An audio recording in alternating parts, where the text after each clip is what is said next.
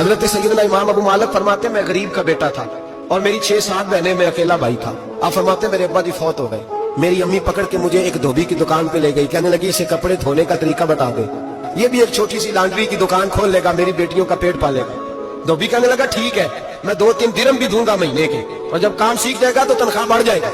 इमाम अबू मालिक रहमतुल्लाह अलैह फरमाते हैं मैं बहनों के लिए रोजी कमाने निकला, मैं गुर्बत के आलम में निकला, रस्ते में इमाम आजम का मदरसा था।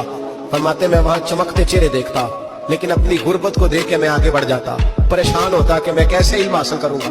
आप फरमाते इमाम साहब मुझे अक्सर देखते। एक दिन इमाम आजम बाहर निकले, मुझे खड़े हुए देखा तो करीब बुलाया, सीने से लगाया, माथा चूमा, क्या नाम है?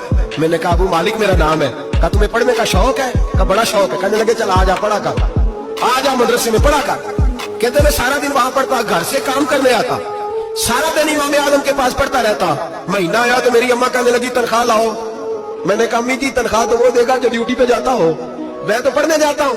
कहते अम्मा घर से निकली और बड़े गुस्से के साथ निकली, कहने लगी मौलवी ने मेरा बच्चा खराब कर दिया, मैं काम पे भेजती थी, इसने किस चक्कर में डाल दिया, मसलों से भी कभी पेट भरा है, काम भी तो करने चाहिए ना। कहते इमाम आजम के सामने खड़ी हुई, इमाम साहब बड़े अमीर कबीर आदमी, बीबी आई और तेज जुमले, औरतों का तरीका होता है। कहने लगी मौलवी तेरी सफेद दाढ़ी, तेरा इतना नाम, तुझे ख्याल ही नहीं आया, मैं बेवा औरत हूँ, तूने मेरा बच्चा खराब कर डाला, मेरी यतीम बच्चियां रोटी कहाँ से खाएंगी, मसलों से भी कभी पेट भरा है।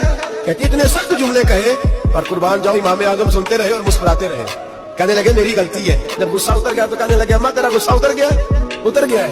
कहने लगे तेरा बेटा बड़ा नेक है, तू इसे पढ़ने दे। कहने लगे चुप कर दे मौलवी, ये पढ़ेगा तो मैं रोटी कहाँ से खाऊंगी। इमाम साहब कहने लगे मुझे बताएगी तेरे घर का खर्चा कितना है?